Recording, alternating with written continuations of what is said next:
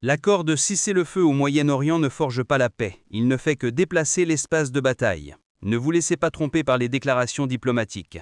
Le rapport de renseignement d'avril 2026 indique que Téhéran passe d'un conflit cinétique à une dissuasion stratégique. Bien que les armes sur le terrain se soient temporairement tues, l'Iran vient de lancer une contre-attaque géopolitique, menacée de bloquer le détroit d'Ormuz via une stratégie de déni d'accès et d'interdiction de zone, A2 sur AD. Les systèmes de missiles anti-navires côtiers, les mines navales et les tactiques d'essamage d'embarcations d'attaque rapide de l'IRGCN restent en état d'alerte maximale, prêts à contrer l'étouffement de l'embargo de Washington. Il s'agit d'une escalade qui va au-delà de la guerre conventionnelle. Ormuz est la jugulaire stratégique qui contrôle 20% de l'approvisionnement mondial en pétrole. Presser ce point d'étranglement est une frappe de guerre économique asymétrique dévastatrice. Le silence radio actuel n'est pas la paix, c'est purement un repli tactique pour consolider les formations avant une nouvelle série de combats. Les analystes stratégiques n'évaluent pas l'accord actuel comme une paix, mais le définissent comme une pause tactique. La réduction de l'intensité des combats cinétiques découle purement d'un épuisement logistique localisé. Toutes les parties exploitent pleinement la trêve pour réorganiser leur formation, restaurer les chaînes d'approvisionnement et reconstituer leur quota de munitions de manière totalement dépourvue de toute bonne volonté diplomatique. Le cœur de l'instabilité réside dans la stratégie de pression maximale de Washington. Bien qu'ils soutiennent publiquement le cessez-le-feu, les États-Unis maintiennent le statu quo de leur emprise de sanctions et la posture de blocus de la 5e flotte dans le Golfe. La logique opérationnelle est claire comme de l'eau de roche. Lever le blocus créerait une faille stratégique, offrant une fenêtre dorée à Téhéran pour rééquiper son matériel militaire et recouvrer ses capacités financières. Le Pentagone et le département du Trésor américain synchronisent la guerre économique comme instrument de coercition dans le but d'extraire des concessions globales plutôt qu'un document d'armistice temporaire. Cependant, Téhéran a répondu avec l'ultime dissuasion asymétrique, un ultimatum pour bloquer le détroit d'Ormuz. Bien que les évaluations du renseignement puissent classer cette décision comme des opérations psychologiques PSYOPS visant à manipuler les prix du pétrole et à faire pression indirectement sur les alliés de l'OTAN et la région Indo-Pacifique, la réalité dicte qu'il s'agit de la ligne rouge de l'Iran. Lorsque son espace de survie économique est éradiqué, Téhéran est pleinement capable d'activer ses capacités de déni d'accès et d'interdiction de zone A2-AD à l'Ormuz. Le cessez-le-feu actuel, en fin de compte, n'est qu'une suppression des tensions avant une campagne d'escalade à grande échelle.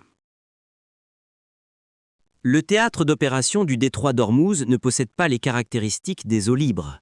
Géographiquement, c'est un point d'étranglement stratégique avec un dispositif de séparation du trafic, DST, offrant une largeur navigable de seulement 3 km dans chaque direction.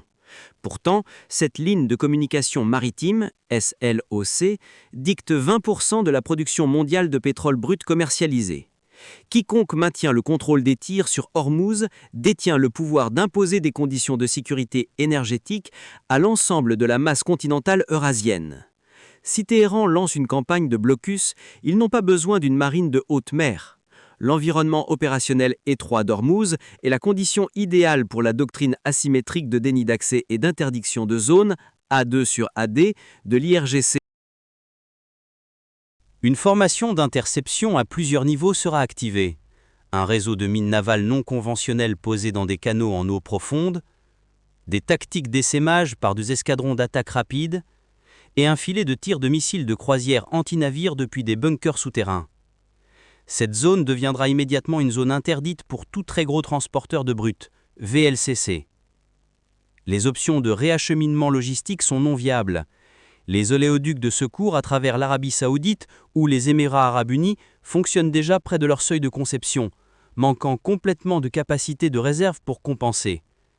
Une fois la ligne de communication maritime, SLOC, traversant Ormuz coupée, la rupture de la chaîne d'approvisionnement énergétique mondiale est une inévitabilité mathématique, et non une prévision théorique. L'option de repli est tout simplement 0. L'impact de la présence de groupes aéronavals CSG et de flottes déployées vers l'avant dans le Golfe sur l'économie civile est une équation de corrélation directe. Si la ligne rouge du détroit d'Ormuz est franchie et qu'un blocus s'est activé, le marché mondial de l'énergie fera face à un grave choc d'offres, dépassant de loin les capacités de sauvetage des réserves stratégiques de pétrole. La perturbation des flux de transit réévaluera immédiatement les contrats à terme sur le pétrole brut, générant une volatilité extrême sur le marché au comptant. L'ensemble de l'infrastructure industrielle lourde à travers l'axe eurasien, des régions ayant des marges d'autonomie énergétique stratégique dangereusement basses, sera contraint de réduire instantanément sa capacité de production pour éviter un effondrement des flux de trésorerie. La coupure de la ligne de communication maritime, SLOC, à cette jugulaire déclenchera immédiatement un cycle hyper accéléré d'inflation par les coûts. Le risque systémique ne se limite pas aux sociétés d'extraction. La réaction de panique du marché poussera les coûts du carburant de soute et les primes de risque de guerre pour tous les navires commerciaux vers des plafonds records. Cet effet de répercussion frappera directement le réseau logistique mondial, faisant monter en flèche les coûts opérationnels de base, de la métallurgie, des produits chimiques et des engrais à l'ensemble de la chaîne d'approvisionnement agricole.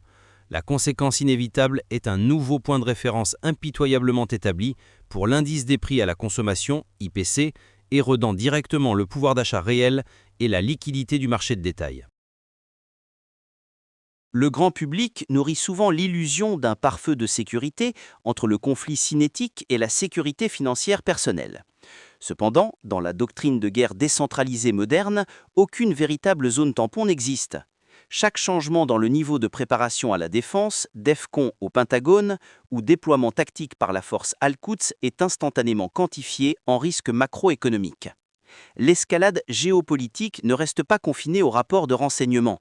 Elle frappe directement à travers les prix des carburants au détail, les factures de services publics et la stagnation des taux de fret civil. Dans cette forme répandue de guerre économique, les actifs du secteur civil sont ceux qui absorbent les dommages collatéraux les plus lourds. Personne ne peut se tenir en dehors du périmètre de risque car chaque fluctuation de la puissance de feu sur le champ de bataille réévalue directement son propre portefeuille. Pour résumer la situation, le cessez-le-feu actuel est purement une pause tactique et non l'état final du conflit. Tant que le centre de gravité des frictions stratégiques entre Washington et Téhéran reste non résolu, le point d'étranglement d'Ormuz maintiendra un risque maximal d'escalade cinétique. Dans la phase à venir, le front principal se déplace vers l'espace diplomatique. Le problème central est de savoir si les concessions politiques ont suffisamment de latitude pour empêcher la rupture de la ligne de communication maritime, le SLOC, ou si le système macroéconomique mondial sera contraint d'absorber le pire choc d'offres de la décennie. La frontière entre le maintien de la dissuasion et la guerre totale se réduit considérablement. Laissez vos réflexions dans la section des commentaires ci-dessous. Le plan de blocus Ormuz est-il une opération cinétique imminente ou purement une frappe d'opération psychologique de Téhéran? Cliquez sur j'aime, partagez et abonnez-vous à la chaîne pour des mises à jour continues sur les rapports de renseignement de routine et les analyses stratégiques. Merci et au revoir.